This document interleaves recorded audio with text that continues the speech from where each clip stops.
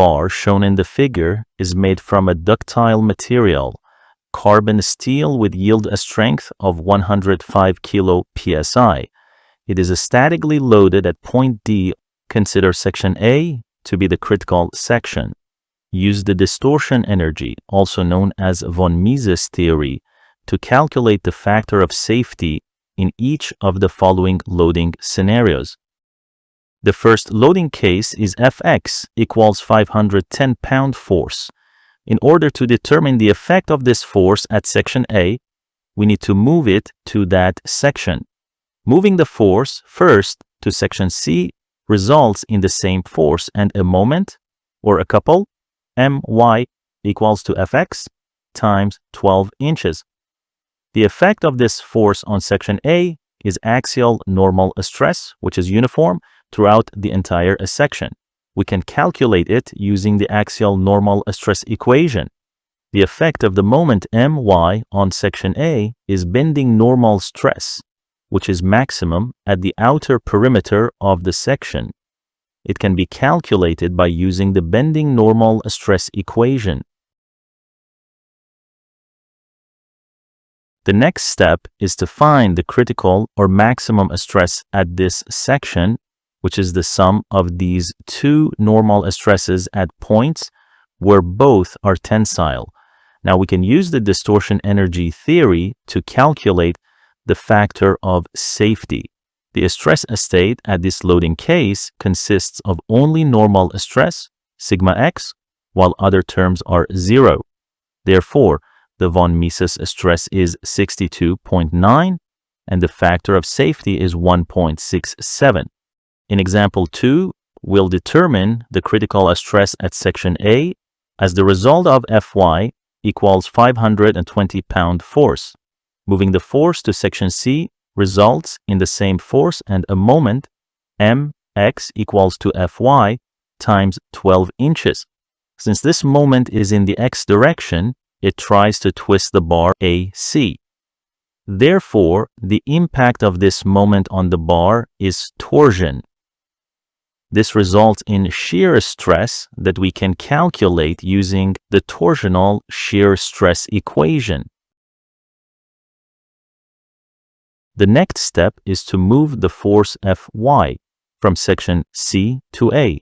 This results in the same force and the moment Mz equals to Fy times 9 plus 2, 11 inches. This moment generates bending normal stress, which is maximum at the outer perimeter of the section. It can be calculated by bending normal stress equation.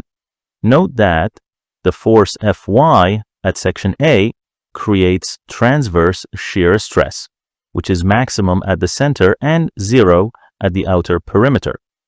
The outer perimeter is our critical location since bending and torsional stresses have their maximum.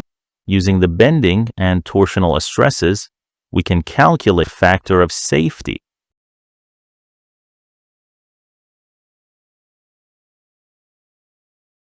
In example 3, we have Fz equals 530 pound force. Moving the force to section C results in the same force without any moment. However, moving it to section A results in the same force and a moment Y equals to Fz times 11 inches. The effect of the moment My on section A is bending normal stress, which is maximum at the outer perimeter. It can be calculated by the bending normal stress equation. Note that the force Fz at section A creates transverse shear stress, which is 0 at the outer perimeter, which is our critical location. Therefore, the only stress component on the outer perimeter of section A is bending normal stress of 59.4 kilo psi. Using this value and the yield strength, we can calculate the factor of safety according to the distortion energy theory. Finally, in example 4, we will analyze the stress state under combined loading of all three forces.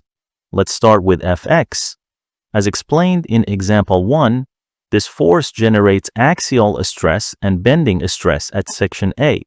We already calculated the axial stress as 0.649 kilo psi.